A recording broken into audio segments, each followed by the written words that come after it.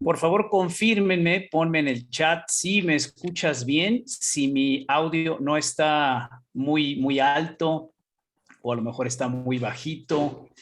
Ponme si me escuchas bien y estar listos para la sesión de hoy. Perfecto, saludos de Barcelona, todo bien, si te escucho bien, se escucha bien, gracias a todos, perfecto, pues tanto Yuri como la gente del Non-Directive Institute estaremos al pendiente de tus comentarios, sugerencias y preguntas. Bienvenidos nuevamente a tu espacio, tu grupo de estudio. Bueno, a pesar de que ya tenemos tiempo, que nos hemos acostumbrado a la fuerza, a estar conectados por estos medios, también digo, no está de más recordarte que pongas atención en tus controles, que pongas atención ahí en tu audio, en que no se te vaya a abrir por error y que no escuchemos ahí algo que no debiéramos. También recuerda que la cámara es opcional. Si la quieres dejar prendida, está bien. Si eliges lo contrario, también está perfecto. No hay problema. Lo importante es que pues te lleves la mejor experiencia en esta sesión.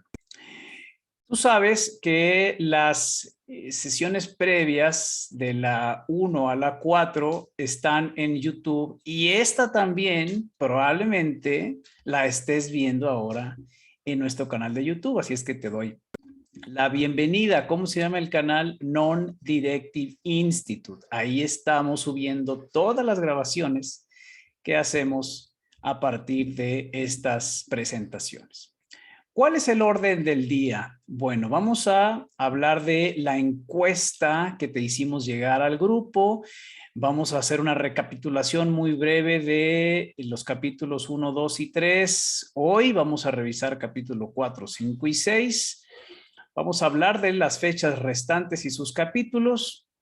Te vamos a contar, bueno, qué sigue después de este grupo de estudio, porque nos quedan solamente 5 fechas y obviamente habrá sorpresas y regalos para que te quedes hasta el final de la sesión.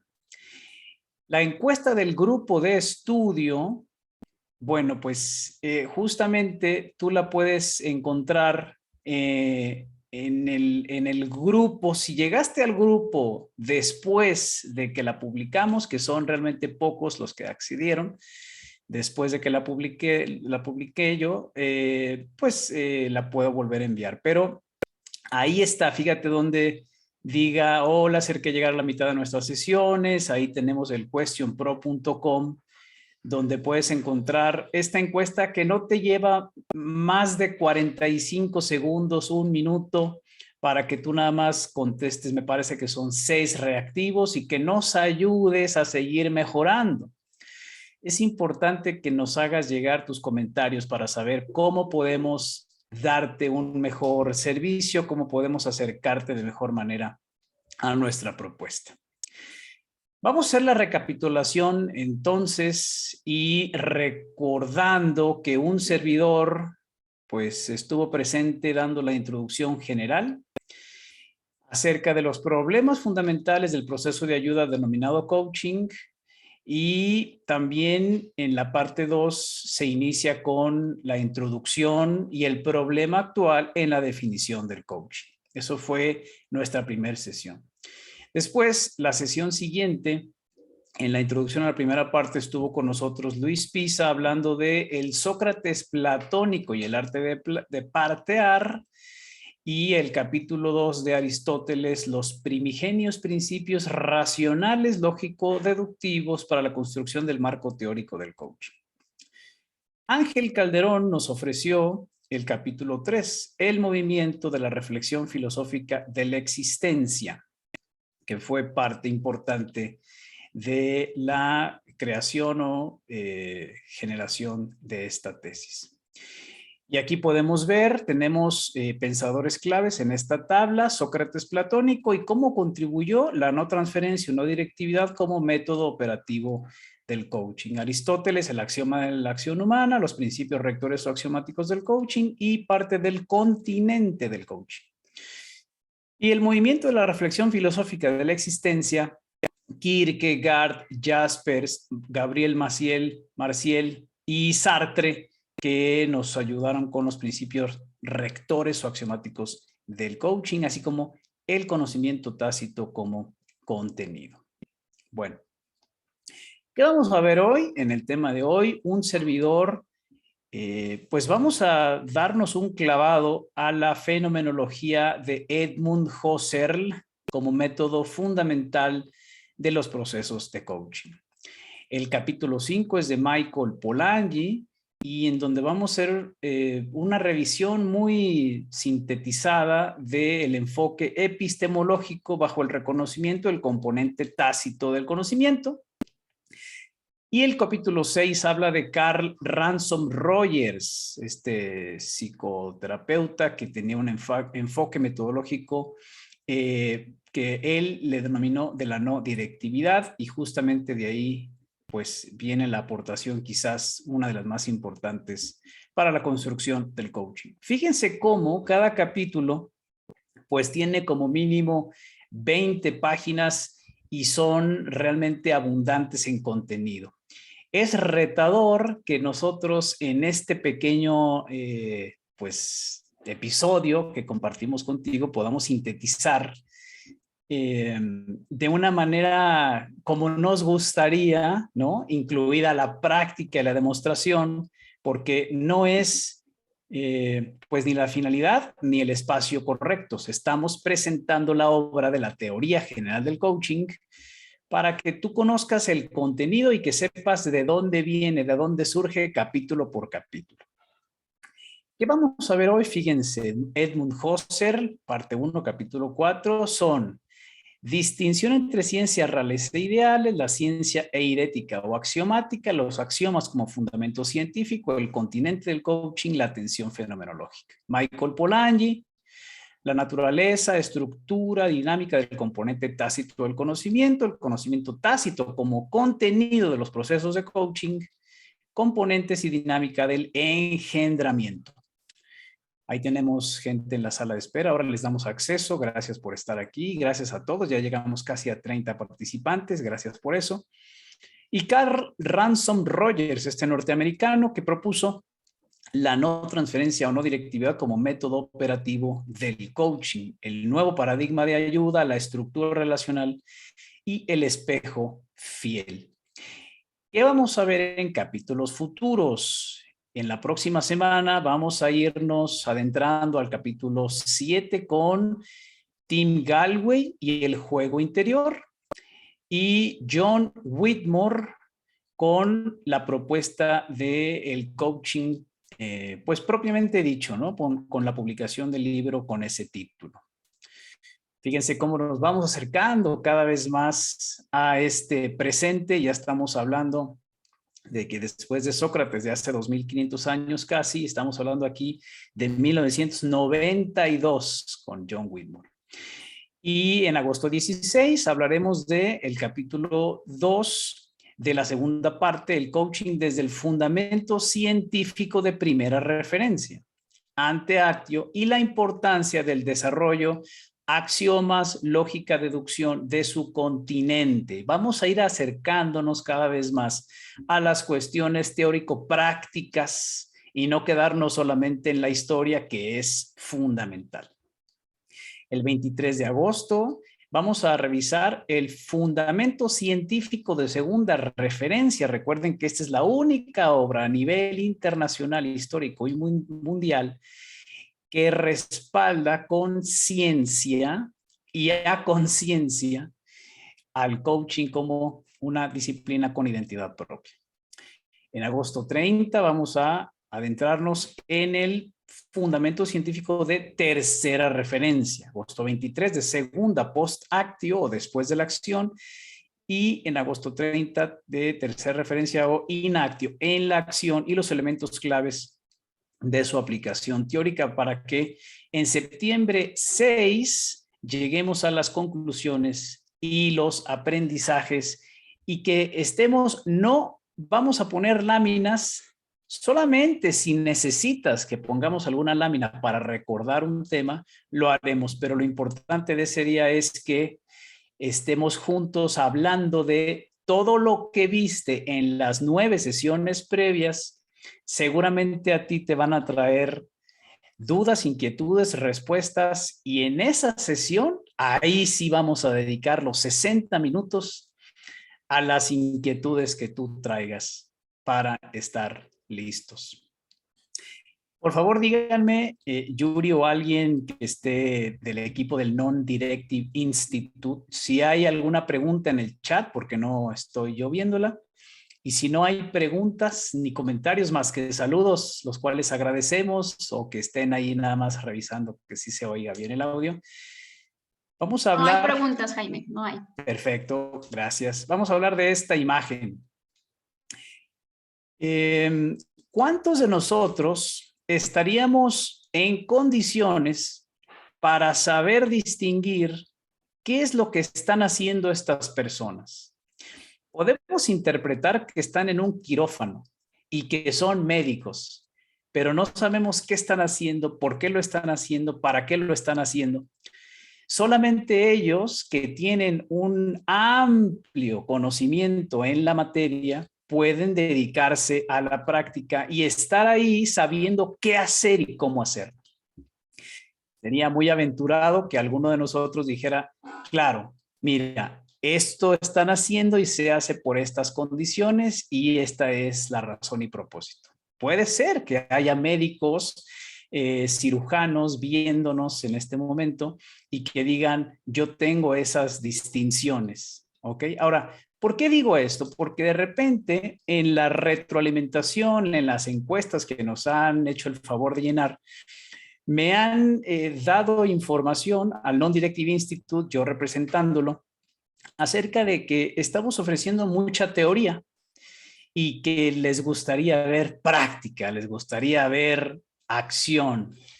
Claro, eso es importante. Sin embargo, no podemos ir a operar sin antes saber todo lo relacionado a la anatomía, la biología y todo el asunto pues, que tiene que ver con las funciones del cuerpo humano y cómo corregirlas. Estamos de acuerdo, ¿no? Es decir, para reforzar un poco más esta idea, quiero presentarte cuál es el ambiente que estamos viviendo en relación al coaching y las razones históricas del problema al que hoy pues se está enfrentando el coaching y su desvirtuación. Todo lo que está de la línea de en medio hacia abajo es la tendencia marcada por gente que utilizó la palabra coach o coaching y entonces empezó a hacer esta mezcolanza o eclecticismo para generar propuestas que distan mucho de la esencia no autoritaria que vemos en la parte de arriba. Fíjate cómo, si seguimos esta evolución espontánea del proceso de ayuda sin transferencia o no directivo hasta la teoría general del coaching, no solo han pasado muchísimos años, sino varias personas, pero todas van siendo coherentes con esa identidad o con esa esencia identitaria.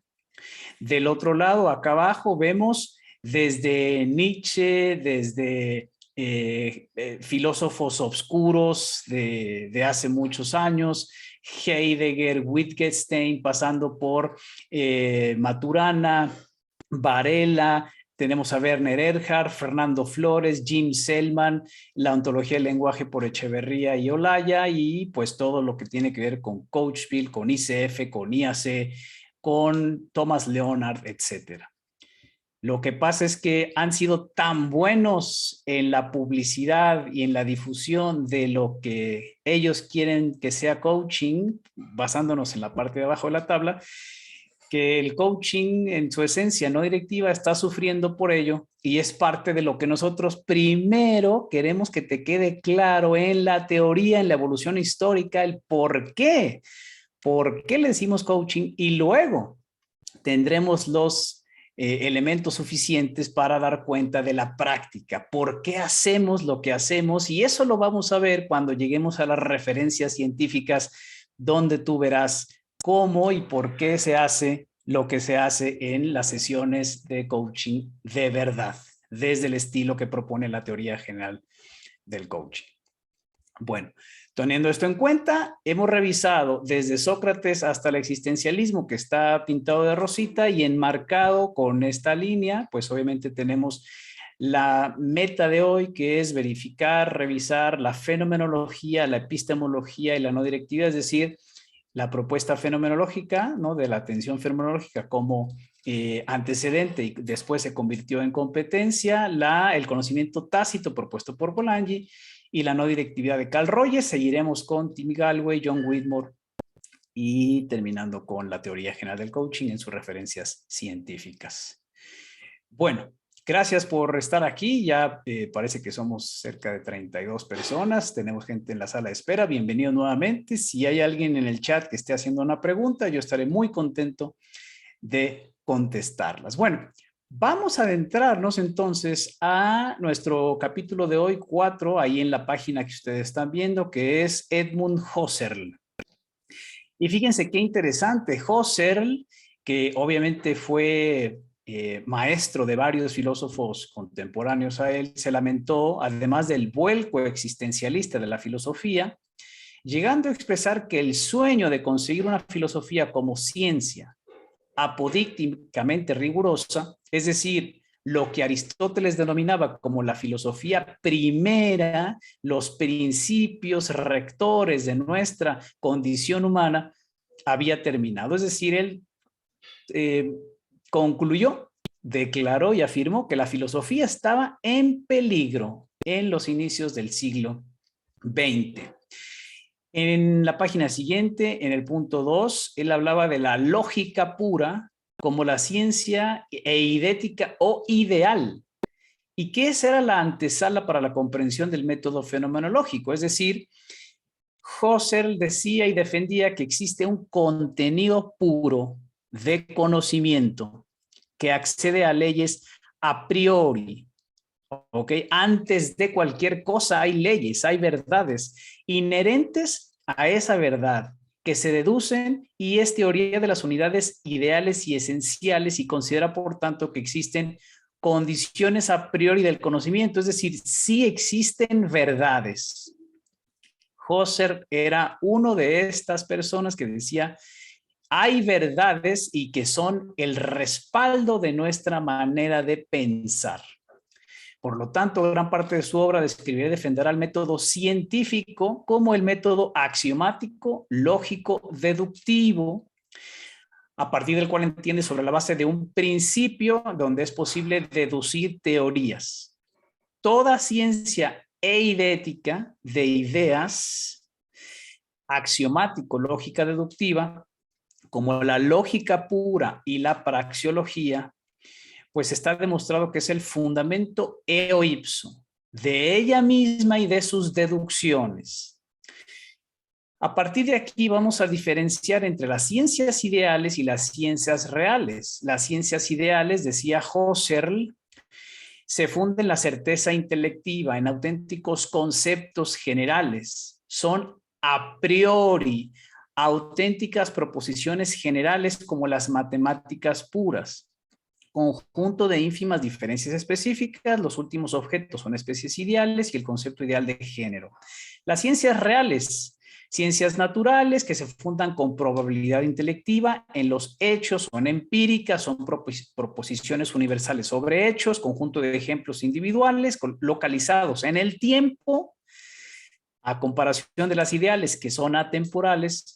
Los últimos objetos son hechos empíricos y el concepto empírico de clase. Yo entiendo que esto puede resultar demasiado técnico, puede resultar demasiado un lenguaje muy elevado pues para todos los que estamos aquí, y quizás haya alguien que sea la excepción, pero estamos yéndonos literalmente a la información que viene en la teoría general del coaching. En su momento, iremos nosotros explicando a qué se refiere esto en la práctica. Así es que te invito a que vayas conmigo pacientemente recorriendo estos fundamentos dentro de las redes, ciencias reales y empíricas. Husserl incluye la psicología y considera que así como la matemática pura no forma parte de la psicología, tampoco forma parte de ella la lógica pura. Es como un primer indicio de que el coaching y la psicología y sus fundamentos están cada vez más distantes en lo que buscan o lo que pretenden.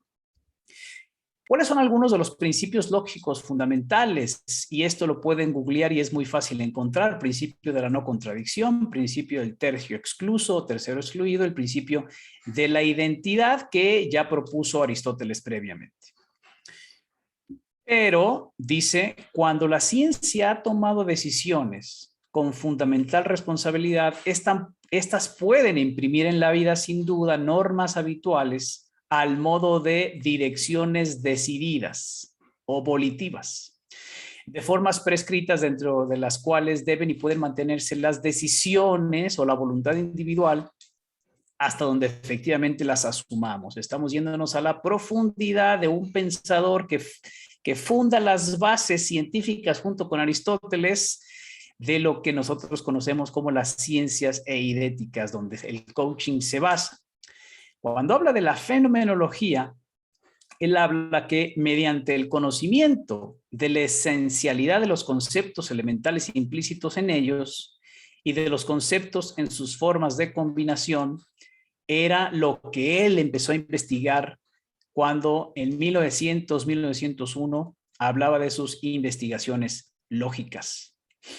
Quiere decir que la fenomenología para Husserl, como ciencia eidética y filosofía primera, es una ciencia de fenómenos que se acerca a estos últimos con una actitud distinta a la de las ciencias de la realidad reflexiva e eidética y en busca del conocimiento más universal. Lo que busca el fenomenólogo es tomar las vivencias puramente en su esencia propia para llegar al conocimiento eidético y tornar cultivable el a priori de la conciencia. Es decir, la fenomenología en su sentido más pleno es a priori porque describe solamente las esencias, objetos ideales de las vivencias de una conciencia que no es empírica sino pura, y también a priori es universal, pues porque se refiere a todas las vivencias y cómo éstas apuntan a sus objetos. En el 3.1, él nos indica que la intencionalidad es la propiedad de ser conciencia de algo. Toda conciencia es conciencia de algo. De ahí surge el término cogito y cogitatum, o con otras palabras, no hay un cogito, o sea, el que piensa, sin un cogitatum, lo que se piensa. Y a esta realidad se añade el concepto de acto como vivencia intencional.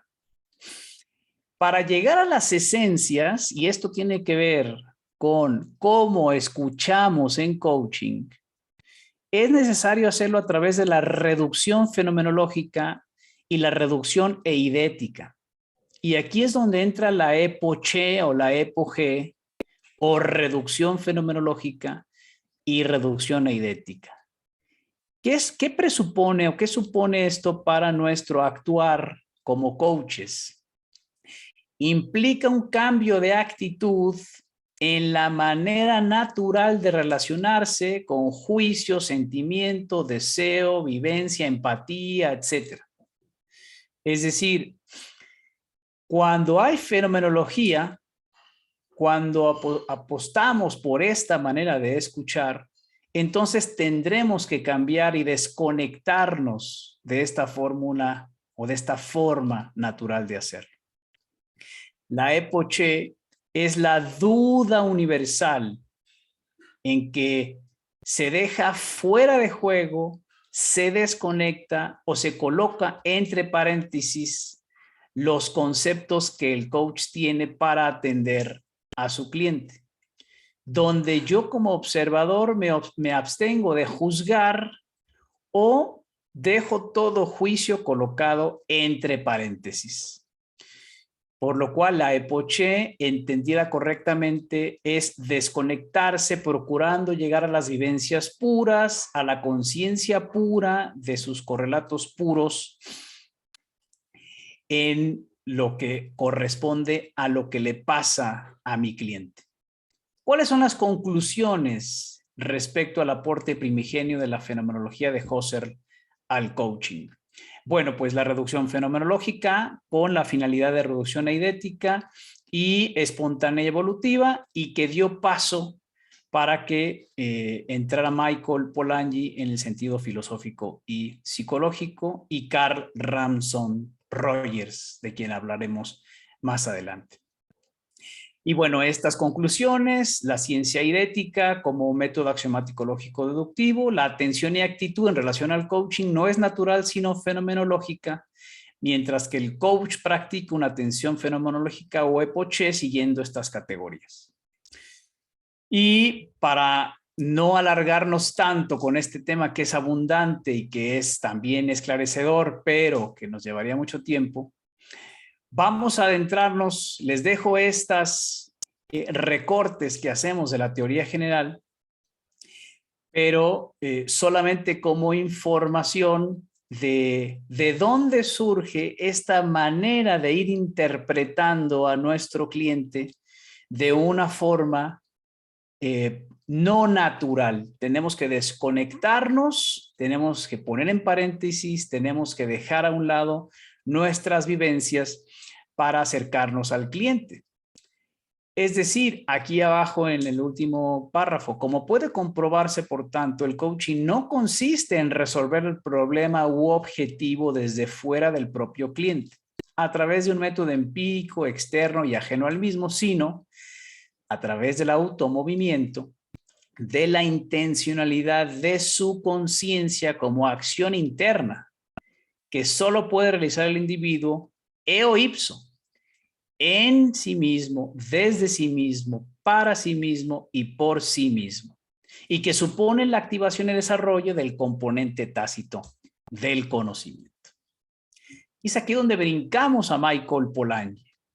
Michael Polanyi, que nació en 1891 y que murió en 1976, nos trajo el enfoque epistemológico bajo el reconocimiento del componente tácito del conocimiento. Una distinción epistemológica fundamental para comprender hoy la finalidad del coaching como proceso de ayuda único y distintivo y su dinámica de desarrollo.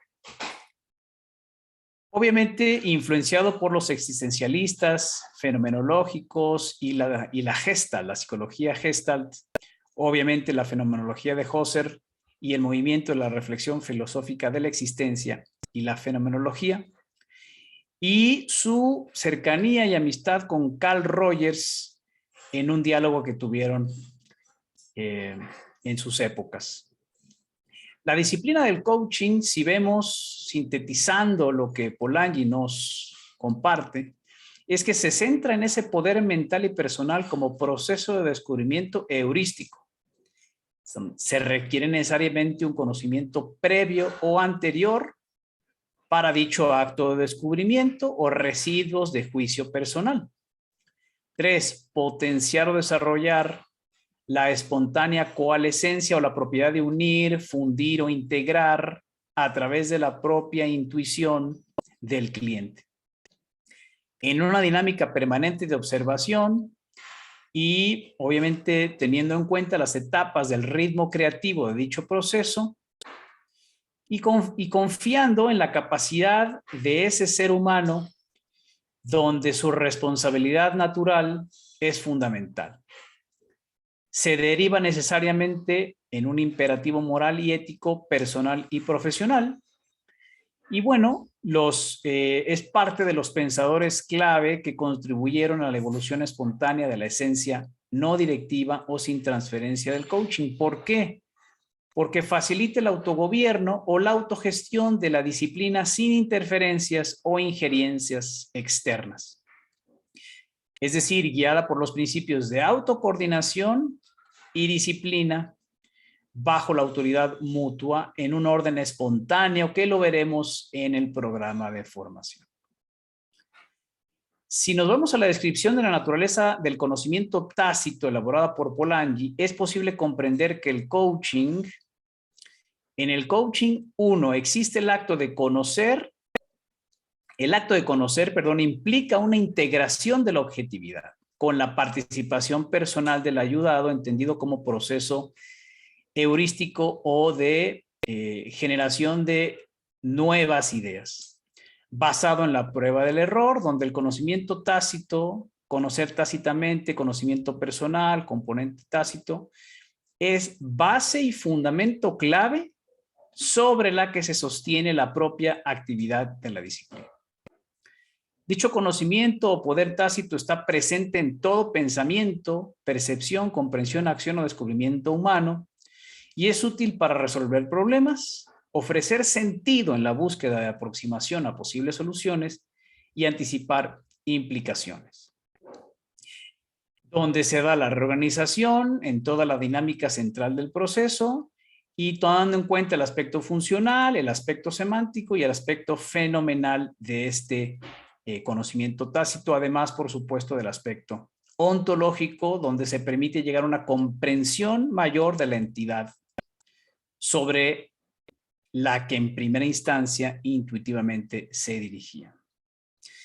Aquí entrarían las distinciones de conciencia subsidiaria y focal, que no es sustituible por ningún tipo de conocimiento explícito, es decir, mis experiencias nadie me las puede hacer llegar desde afuera, mis conclusiones, mis aprendizajes y mis estrategias, sino que lo realiza cada quien para sí mismo. Y eso presupone un alto sentido de responsabilidad en la búsqueda de las verdades ocultas que demandan un esfuerzo personal del cliente para que se revele a través de este llamado calling, como Michael Polanyi le llama. Y bueno, algo que vale la pena destacar es que Polanyi resuelve la paradoja de Menón. Cuando Sócrates procura ayudar a Menón a que descubra por sí mismo si la virtud es enseñable, Menón le hace el siguiente planteamiento. ¿Y bajo qué pautas vas a indagar, Sócrates, acerca de aquello que en absoluto sabes lo que es? ¿Qué elemento de entre los que no conoces vas a proponer como objeto de indagación? Y aunque en el mejor de los casos des con ello, ¿cómo vas a saber que se trata de aquello que no conocías? Sócrates le contesta, entiendo lo que quieres decir, Menón. ¿Te das cuenta del argumento tan controvertido que acabas de introducir? A saber que al ser humano no le es posible indagar ni acerca de lo que sabe, ni de lo que no sabe. En efecto, no va ni a indagar sobre lo que sabe, dado que lo sabe y no tiene necesidad de indagar sobre ello, ni lo va a hacer sobre lo que no sabe, dado que desconoce sobre qué indagar. Polanyi necesitó 3 años para sentirse seguro de su respuesta. Y en 1966, en The Tacit Dimension, ofrece la siguiente descripción resolutiva. Bueno, la descripción o la traducción al español es que si hay un problema que existe, el descubrimiento solamente se puede resolver desde lo que quizás no podemos decir, y eso quiere decir que existe un conocimiento interno, tácito, implícito que resuelve la paradoja de Menón. ¿Cómo? Porque cuando nosotros intimamos en la búsqueda de algo que está oculto, entonces tenemos que hacer ese descubrimiento. Este tipo de conocimiento basado en el indwelling, como le llama Polanyi, resuelve la paradoja de Menón, haciendo posible para nosotros saber algo que es indeterminado como un problema o una intuición, pero cuando usamos esta facultad resulta indispensable este elemento de todo conocimiento que se nos fuerce a concluir de que el conocimiento externo es del mismo tipo del conocimiento del problema. O sea, el problema surge porque nosotros somos capaces de resolverlo. justamente ahí es donde él asegura y demuestra que hay un conocimiento implícito con natural, pero al que no tenemos acceso como quisiéramos de manera racional, pero que es justamente de donde surge este proceso heurístico, esta generación de ideas que resuelve la disyuntiva o la paradoja de Menón.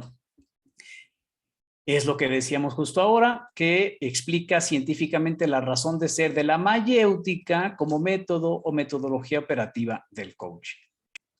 En esta tabla vemos cuáles son las diferencias entre el conocimiento técnico y tácito. El técnico es forma de realidad existente, un elemento nuevo a la realidad existente, el tácito. General del lado izquierdo, particular del lado derecho. Objetivo versus subjetivo, articulable versus inarticulable, almacenable técnico fuera del sujeto y almacenable dentro del sujeto privado. Es traspasable o transferible, el otro no es transferible. Estático versus dinámico. Coeficiente impersonal, coeficiente personal.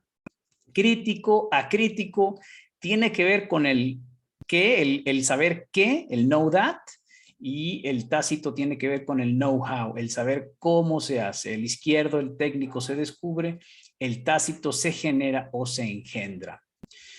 Pasamos por último, de una manera muy rápida, muy sintética y quizás siendo un poco irrespetuosos con estos grandes autores, pero la idea es que lo podamos seguir estudiando más adelante. Con Carl Ransom Rogers, si hay preguntas, vamos, si quieren, terminando con el capítulo y damos pie a las mismas.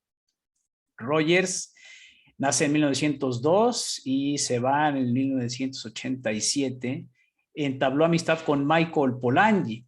Es importante que se plantee el hecho de que quizás la verdadera esencia de la experiencia que produce el cambio psicoterapéutico en sus clientes nunca pueda llegar a ser entendida como parte de la ciencia en sentido objetivo y explícito, pero sí como parte del conocimiento, asumiendo la distinción de este conocimiento personal presentada por Polanyi en el capítulo anterior. Fíjense cómo hay una coherencia relativa a las ideas que unen a todos estos autores que espontáneamente fueron haciendo emerger lo que hoy conocemos por coaching. Rogers se inició en la psicoterapia procurando responder a la pregunta básica de cómo puedo tratar, curar o cambiar a esta persona. Esta pregunta es propia de lo que se describe como parte del paradigma de la transferencia. ¿Ok? Y es opuesto al coaching. La pregunta que él se hizo después fue, ¿cómo puedo crear una relación que esta persona pueda utilizar para su propio desarrollo? Aquí hay una diferencia sustancial y muy importante entre yo quiero ayudarlo desde afuera, es decir, cómo lo cambio versus cómo le ayudo a que él se cambie por él mismo, que es justamente lo que propone la tesis de la teoría general, donde hay un cambio interior o el paradigma del engendramiento.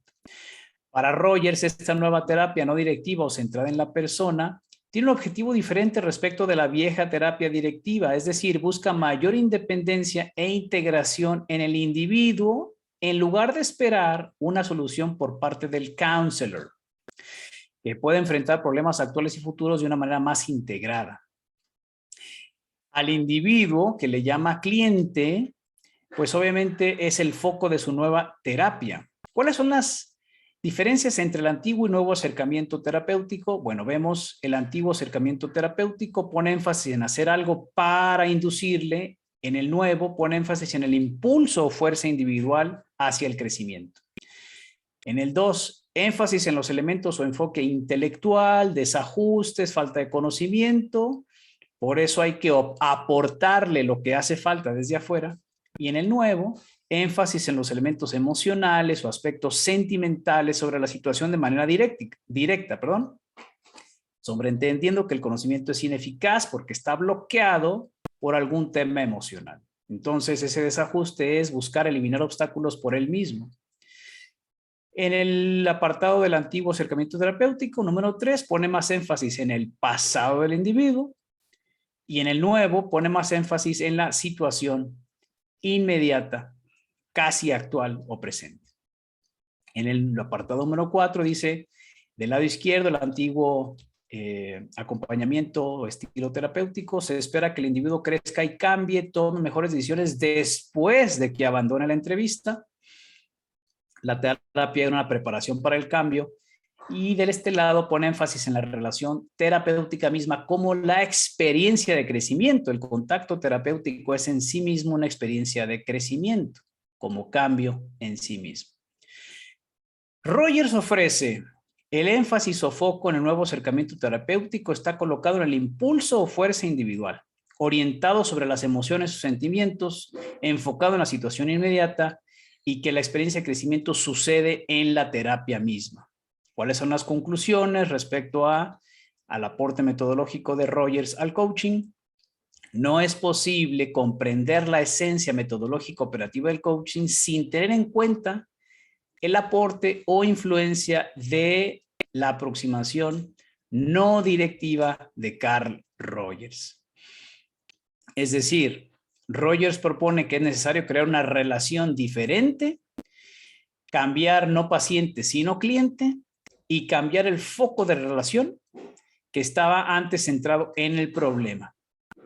Además, trabajando bajo los principios de libertad, que es interior e inalienable, y responsabilidad, aceptando y respetando incondicionalmente al cliente y que se reciba a sí mismo, presuponiendo que existe una fuerza interior que tiende al crecimiento o ajuste, que se mantenga, siempre que se mantenga el locus de evaluación dentro del mismo, produciendo en el cliente una reorganización o autorregulación a través de la autoexploración que conlleva en sí un aprendizaje significativo.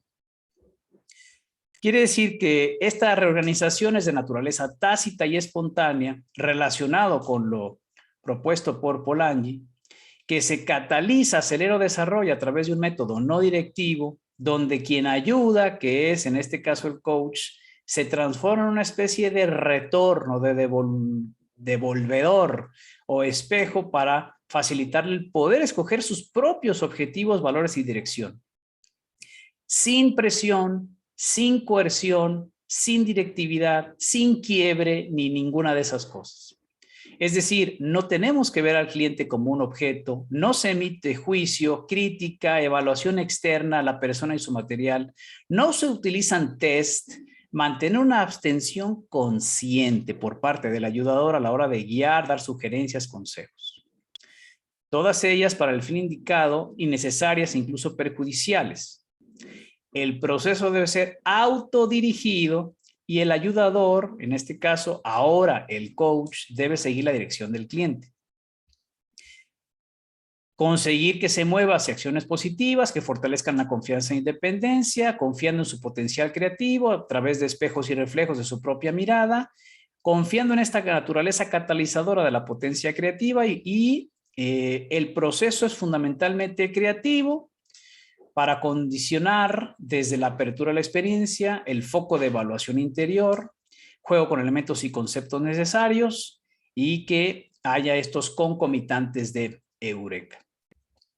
Es importante resaltar que Rogers, como Sócrates, cae en una incoherencia teórico-práctica muy similar a la que se describió en Sócrates, cuando presentaron una propuesta teórica que pues era contradictoria entre lo que decían y lo que hacían. Sin embargo, las contribuciones de Rogers son sumamente importantes. Lo que nos deja claro es que toda expresión, transmisión o transferencia de sentimientos o emociones es consustancialmente de naturaleza directiva si se expresa sobre el cliente y o su contenido o material.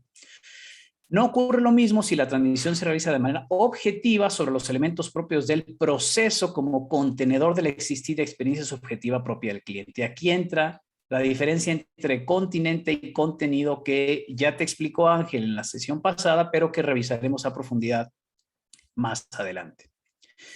Por lo cual, en el ámbito organizativo, se escucha de manera activa, haciendo parafraseos. Eso es lo que ha venido siendo en el mainstream del coaching que usaba Rogers y que se usaba la interpretación y directividad que hoy en día el coaching no hacemos. ¿Por qué? Porque eso impide el trabajo de integración propio en y desde el cliente, que es la finalidad de la no directividad. A este respecto, resulta interesante notar que la violenta oposición que recibió su propuesta a lo largo de toda su vida y que aún se sigue percibiendo hoy en día, independientemente de que se relacione con una terapia no directiva, es porque lo que propone Rogers y lo que propone el coaching es dar un duro golpe y un arrebato al poder del terapeuta, de sus conocimientos, de su experiencia, de su intervención y de su protagonismo. Por eso Rogers no cayó bien, porque él dejaba libertad a sus clientes y pues obviamente iba en contra de, digamos, el elemento, pues sí, protagónico del terapeuta que hoy en día se sigue desarrollando. En síntesis, bueno, Edmund Husserl nos propone que hay una ciencia idética, ¿no? Que está radicalmente separada de las ciencias reales, el axiomático lógico deductivo, una sistematización progresiva, la fenomenología como actitud no natural y reducción eidética. Michael Polanyi, la naturaleza, estructura y dinámica del conocimiento tácito, que resuelve la paradoja de Menón y le da importancia sobresaliente al método mayéutico de esencia no directiva. Y Rogers, pues nos proporciona el método operativo de la no directividad en una relación y proceso de ayuda con desarrollo de elementos claves como sus principios, procesos, competencias, actitudes, etc. Lo bueno de grabar estas sesiones es que tú puedes regresar a las veces que consideres necesario para leer el contenido de lo que, si hasta ahora no has conseguido el libro de la teoría general, puedes revisarlo aquí. Perfecto. Bueno, pues, ¿qué sigue? ¿Qué sigue a partir de estas sesiones? ¿Qué seguirá después de nuestras intervenciones, después de estos meses que hemos estado juntos y que vamos a estar juntos? Bueno, más allá de las 5 sesiones que tenemos faltantes en este grupo de estudio, estamos justamente a casi 45 días, a 43 días, de presentarles el programa para el dominio científico profesional del coaching.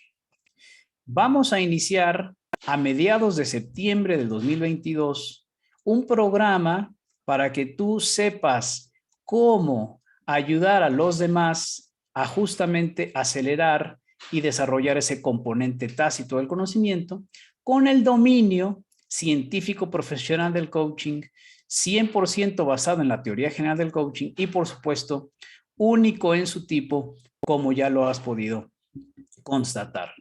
¿Cuál es la ventaja de presentarte hoy a ti, que eres parte del grupo de estudio, este programa? Bueno, que durante las próximas 2 semanas, escucha bien, durante las próximas 2 semanas, a partir de hoy y en 2 semanas, tú tendrás oportunidad de hacerte alumno de esta formación, de este programa, con 2 becas. Vamos a dar 2 becas del 70% de descuento y 5 becas del 50% de descuento.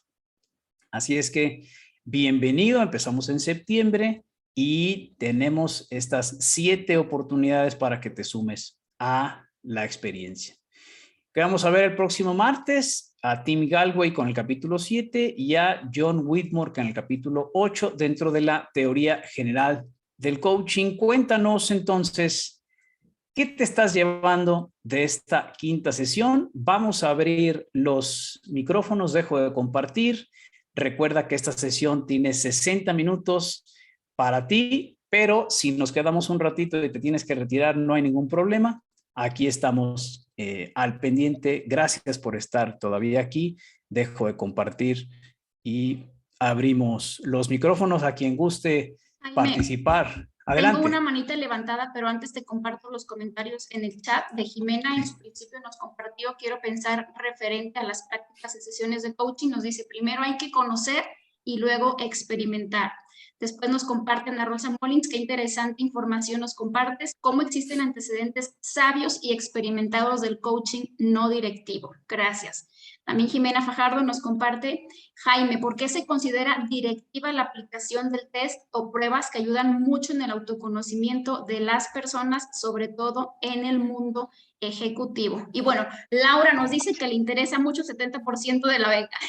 Son los comentarios que tenemos Perfecto. aquí. No sé si quieras responderlas y después tenemos manita levantada de Juan Francisco y Laura. ¿Va? Sí, perfecto. Dice Jimena, hay que conocerlo, experimentar, exacto, ¿no? Es como lo que ponemos el ejemplo de los médicos. Gracias, Ana Rosa Molins, por el comentario. Me mandan un mensaje directo y lo agradezco. Ya después yo conversaré con ustedes de manera directa porque también hay preguntas directas hacia acá y eso también se agradece. Jimena dice, ¿por qué se considera directiva la aplicación del test? Jimena, básicamente porque cuando hay un test, hay una imposición de una evaluación previa. O sea, sin que el cliente te diga lo que él realmente viene a buscar, yo como coach no puedo hacer una presuposición o no le puedo yo dirigir de alguna manera o sugestionar el proceso al que se va a enfocar. Es decir, por supuesto que antes de la intervención, antes de que se comience con un proceso de coaching, es importante el conocimiento y reconocimiento de ambas partes. Es decir, cuál es la expectativa de la empresa en el mundo ejecutivo, cuál es la expectativa del ejecutivo en este caso, y qué es lo que el coaching le puede ofrecer. Cuando están claras esas condiciones, entonces se decide si el coaching es lo que se está requiriendo. Ahora, no sé, Jimena, y quizás sería bueno aclarar un poco más el punto porque no sé tú qué entiendes o qué tienes en mente por test o qué tienes en mente por prueba, pero te voy a poner un ejemplo. Cuando recientemente una empresa a mí me contrata para ayudarle a uno de sus ejecutivos, justamente, a mí me mandan una lista de 43 cualidades relacionadas a cómo elevar su nivel de liderazgo. ¿Ok? Pero cuando me la mandan a mí, es porque ellos quieren que yo se la ponga a él como diciendo, quizás la autoridad que es el coach o lo que se entiende por coaching tiene que ayudarle a que él eleve todo esto. Pero yo más bien le comenté al directivo, tú tienes que decirle a él lo que la empresa espera de él y redefinimos la meta hacia donde se va a dirigir la persona gracias al coaching. Yo como coach no tengo por qué hacerle ningún test o prueba. Quizás se la hace su empresa, quizás se la hace su área, pero conmigo realmente viene a que él trabaje en algo particular para lograr algo particular sin que yo meta mis test ni mis pruebas, porque no es necesario. Desde mi punto de vista es totalmente darle, bueno, no desde mi punto de vista, desde el punto de vista de la teoría general del coaching, es darle, por supuesto, a él el conocimiento pleno de que él viene a justamente generar nuevas ideas y estrategias para lograr lo que esa persona realmente quiere, pues enfocada a lo que la empresa les esté solicitando, ¿no? Espero haber Allí, contestado. Gracias, sí, sí, dice, me interesa la... Ajá, sí, me gustaría, pues sí, ya te estás trayendo eso y perdón que me tome la palabra así sí, atrevidamente. A ver, me genera mucha inquietud. Yo llevo ya más de 20 años trabajando en el mundo ejecutivo con muy altos bien, directivos y la verdad muchas veces me solicitan, o sea, se hace todo el espacio de encuadre que espera la empresa, que esperan los ejecutivos. De hecho, tengo un espacio con el ejecutivo para saber qué es lo que él realmente está esperando del proceso, hacer la conexión, la alianza, la confianza. Y después, obviamente, se tienen que alinear los objetivos de la empresa con lo que él espera y llegar a un acuerdo de coaching. Pero y a test me refiero, por ejemplo, con pruebas de autoconocimiento.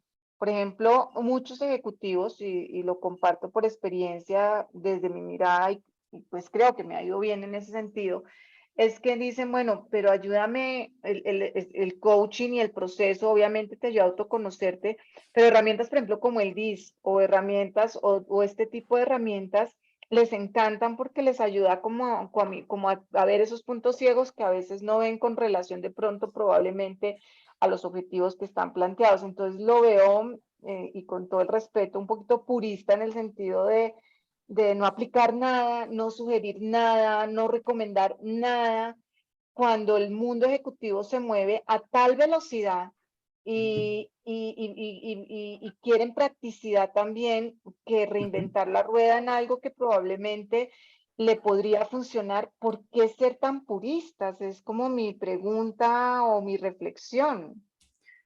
Perfecto. Para eso existen los consultores y es buenísima la intervención que un consultor tiene. Lo que pasa es que la función del coach es otra. De acuerdo, pero bueno, esto daría para conversar mucho. Sí, Y creo que es parte del grupo de estudio y chévere poder ser como claro, disruptivos en traer todas las ideas. Yo hablo desde la experiencia que he vivido claro, claro. y, y la verdad, pues si no comparto algunas ideas en ese sentido, o sea, si lo vemos desde la mayéutica, purística, como, muy pura como lo presentaste hoy, definitivamente es diferente probablemente a lo que muchos coaches en el mundo ejecutivo estamos haciendo. En eso estamos de acuerdo. Entonces entramos a la consultoría tenemos que ponernos el sombrero. Entonces decir, aquí yo no voy a ser su coach, sino aquí yo voy a ser su consultor.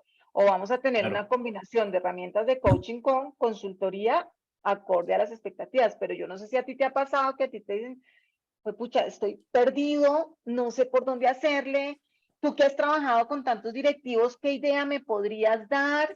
Eh, Sí, entonces, yo lo traigo como una lluvia de ideas, decir, bueno, a lo que me estás pidiendo ahí, le hago la pregunta, pero también hay una lluvia de ideas, pongámoslo sobre la mesa, hagamos metáforas, saquemos la información, pero la propuesta que yo estoy viendo de tu parte es súper purista y no sé sí, qué y tanto de pronto claro, te va el mundo ejecutivo con esa propuesta, porque el mundo del coaching ejecutivo es muy distinto.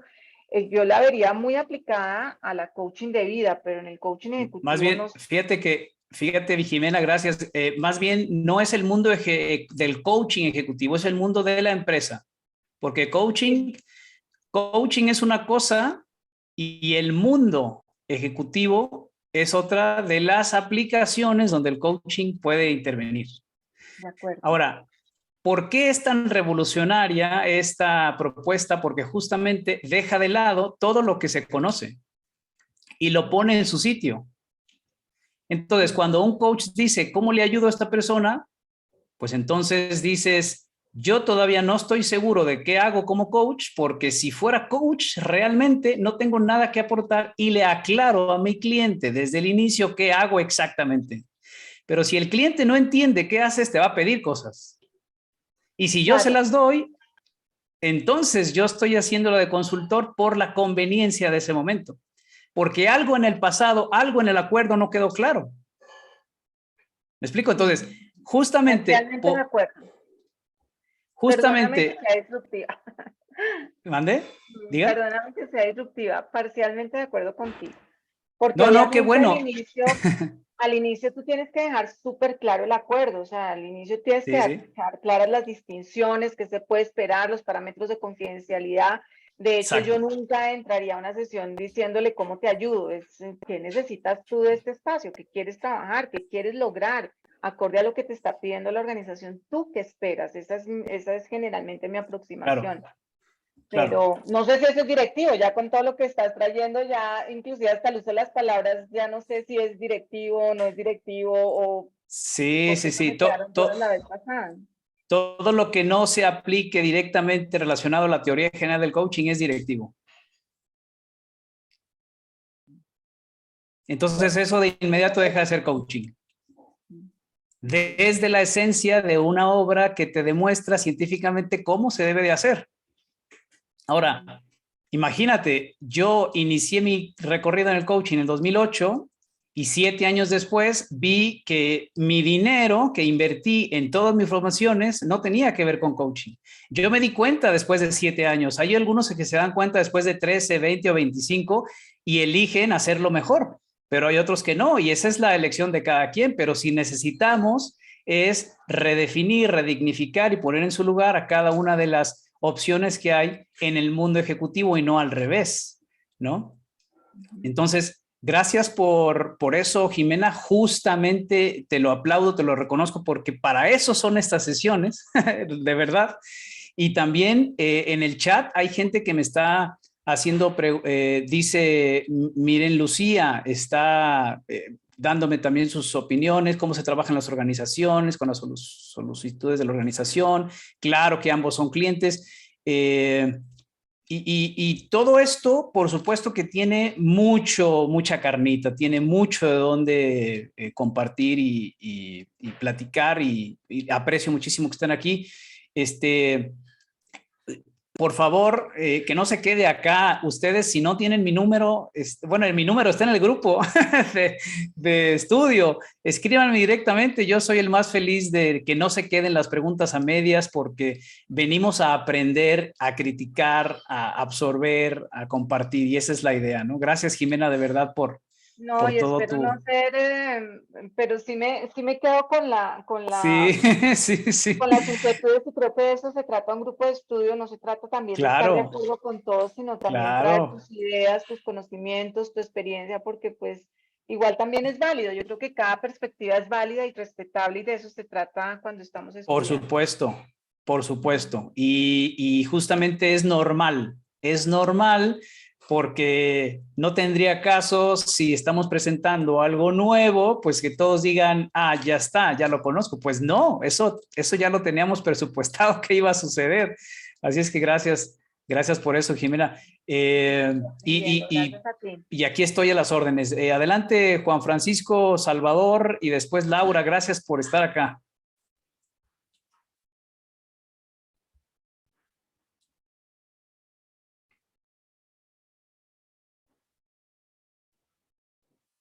¿Hay alguien que iba a tomar la palabra? Juan Francisco, ya activó su Está micro, pero no te hablando, pero no escuchamos, se Juan oye. Francisco. Ajá.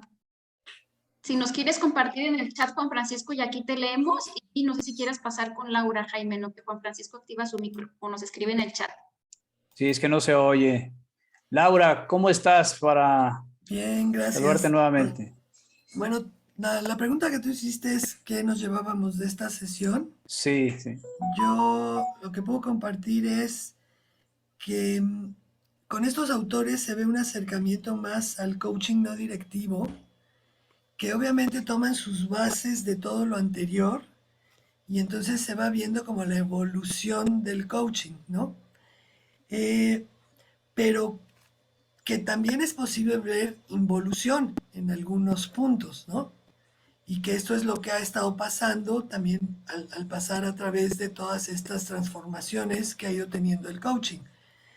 Sin embargo, a mí me parece que el coaching trabaja en el ser, porque desde que estamos hablando de eidético, estamos hablando de esencia. Me surgió por ahí una confusión cuando hablas, en algún momento del día de hoy dijiste idético es ideal y en otro lado dijiste es idéntico. Sin embargo, me parece que idético es esencia, ir a la esencia, ¿no?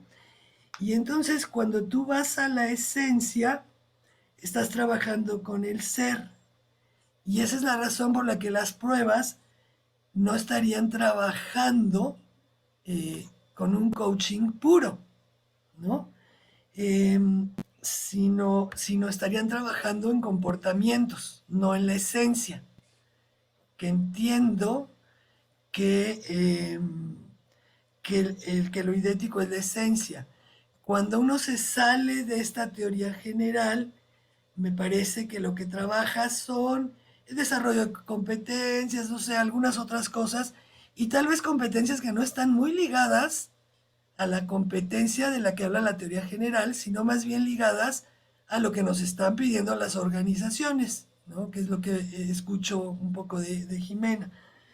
Entonces, yo me pregunto si al poner estas pruebas yo trato de buscar un cambio, si es posible cambiar la esencia, cuando la esencia es lo que no cambia o es aquello que verdaderamente está en cada ser humano, ¿no?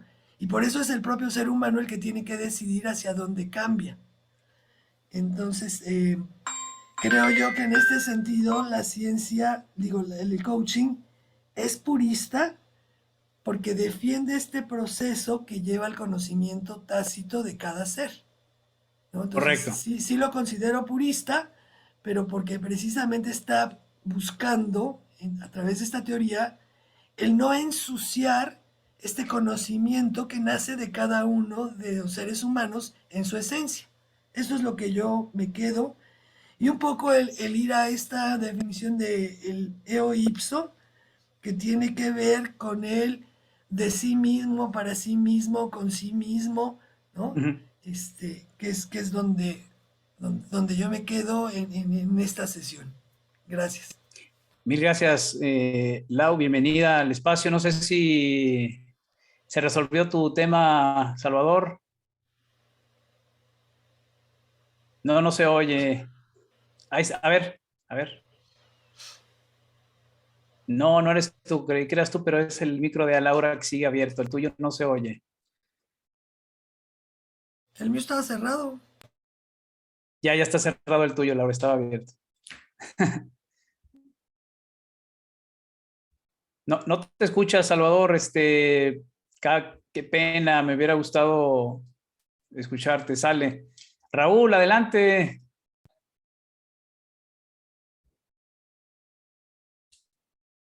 Raúl Gutiérrez levantó la mano, adelante. Sí, ahora sí. Ahora sí. Creo que ahí me ven. Perfecto. Sí. Bueno, en primer lugar, agradecerte, porque yo siempre lo digo y también, y lo comparto, he tenido el privilegio y la oportunidad de platicar contigo en unos minutos. Sí. Y el punto que quiero compartir ahora, porque comparto desde el corazón, porque comprendo, porque recuerda, yo me autodenomino el arqueólogo de las palabras, cuando comprendes al coachí, lo tomas con el corazón, porque comprender es prendere con el cuore, ¿ok? Y ahorita yo te tomo con el corazón, no había podido entrar a las sesiones anteriores por cuestiones personales, y ahora me siento enriquecido y muy agradecido. Y me siento y me quedo con ese agradecimiento. Y lo más importante, con nuevos conocimientos y, como dicen en inglés, muchos approaches de cómo manejar mis sesiones de coaching de acuerdo a lo que tú me habías dicho. Y quiero compartir dos o tres cosas. La primera, como lo puse ahorita, esto aplica tanto a las ventas como al coaching. Nunca debes de ofrecer si no sabes lo que has de satisfacer.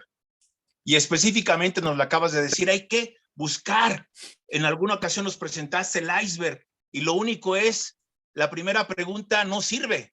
Tienes que seguirle escarbando y por qué, y por qué, y por qué, y por qué, para llegar a la esencia de la situación que está viviendo la persona, ¿ok? Y lo que platicamos en esa vez, y lo ratifico, y tú mismo me lo dijiste, y lo ratifico para todos los que nos están escuchando, si un coach da una respuesta, te tengo una noticia. No es coach. El coach solamente guía, acompaña, entre comillas guía, ya lo platicamos en esa ocasión, acompaña, ¿ok? Para que el coachee, con las preguntas poderosas que tú logres hacer o que provoques esa pregunta poderosa en el coachee, encuentre la respuesta para su situación personal, ¿sí? Y además me tocaste el corazón con mi cuate favorito en cuanto a las etimologías grecolatinas, que sabes que yo soy también amante de las etimologías grecolatinas, por eso adquirí el seudónimo del arqueólogo de las palabras. Mi gran amigo y mi gran cuate, que no logro todavía descifrar todo lo que pueden decir esas tres palabras en latín: cogito, ergo, sum. Porque Descartes escribió toda su obra en un principio en latín, ¿sí?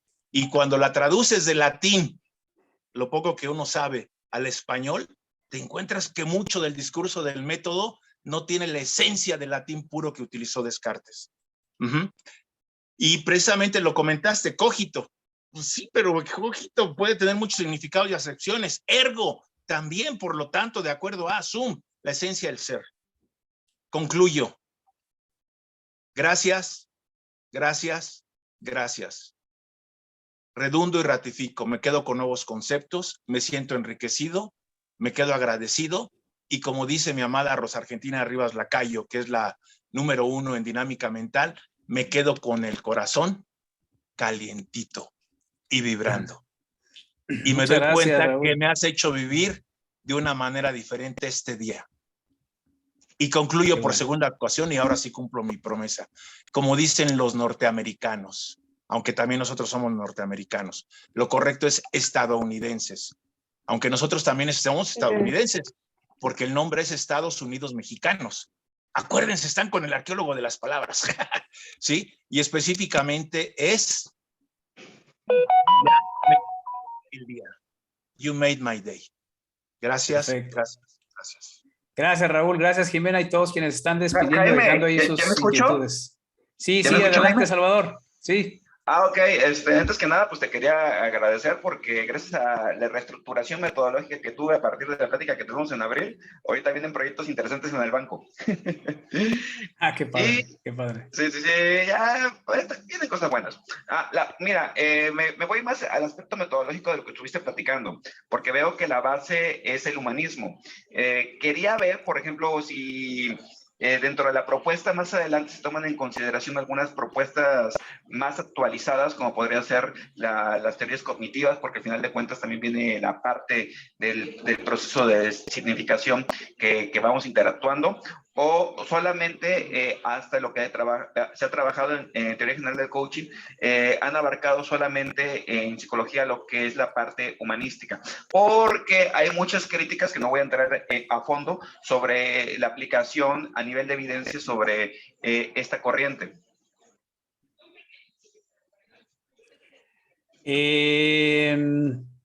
A ver, otra vez, la pregunta específica es que si la teoría general aborda el tema cognitivo. O abordan otro tipo de visiones de la psicología, porque la psicología humanista, digamos que ya cuando se le pasa por un rigor técnico un poquito más fiable, no da tan buenos resultados en la práctica.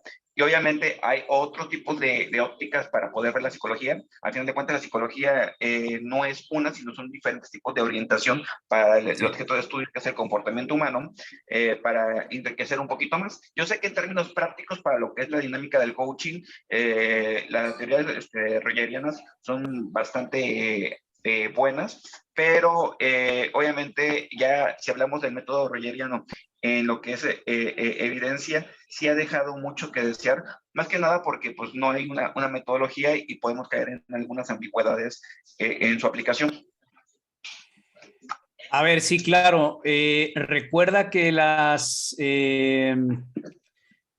referencias históricas de los personajes que han contribuido a la evolución espontánea del coaching son pequeñas semillas que dan la pauta para contribuir a este estilo de acompañamiento que apenas tiene 1 año y medio de haberse formado, forjado, formulado, que es basado en la teoría general del coaching. Ahora, si tú te das cuenta cuando veas esta grabación, la tabla que yo les pongo, que justamente la comparte Leonardo Ravier en su Facebook, es justamente desde Sócrates pasando por todos los pensadores que han contribuido a que esta línea coherente de cómo se cataliza el componente tácito del conocimiento de manera no directiva, ¿ok?, han venido poniendo de su parte, ¿no? Como cada uno de ellos.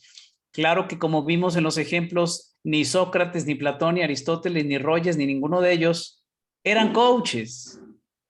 Son gente que ha puesto distinciones muy específicas o ha puesto su granito para que hoy en día Leonardo haya dicho, mira, todos estos van por la misma línea, y entonces fue Leo quien le puso el sistema, le puso la estructura, le puso las referencias científicas y lo hace una disciplina con identidad propia, ¿no? Entonces espero haberte contestado. No, sí, igual ya también la semillita, porque sí, hay mucho que todavía se podría aportar por lo que veo. Esa es la idea, que justamente por eso abrimos estos espacios, porque hay más dudas que respuestas y está súper increíble que aquí surjan y que digamos yo no estoy de acuerdo, yo tengo esta otra manera de verlo, pues qué bien, si no, pues qué caso tiene, cómo aprendemos si no es con ideas distintas, ¿no? Gracias. Bueno, muchísimas gracias, Jaime. Y Gracias ya cuando tengan novedades te las comparto, porque se está poniendo bueno esto de aquí en el banco. Claro que se está poniendo muy bueno. Gracias por estar aquí, Salvador. Tú engalanas este espacio como todos ustedes. Dice, Lupita, ¿ibas a tomar el micro o ya no?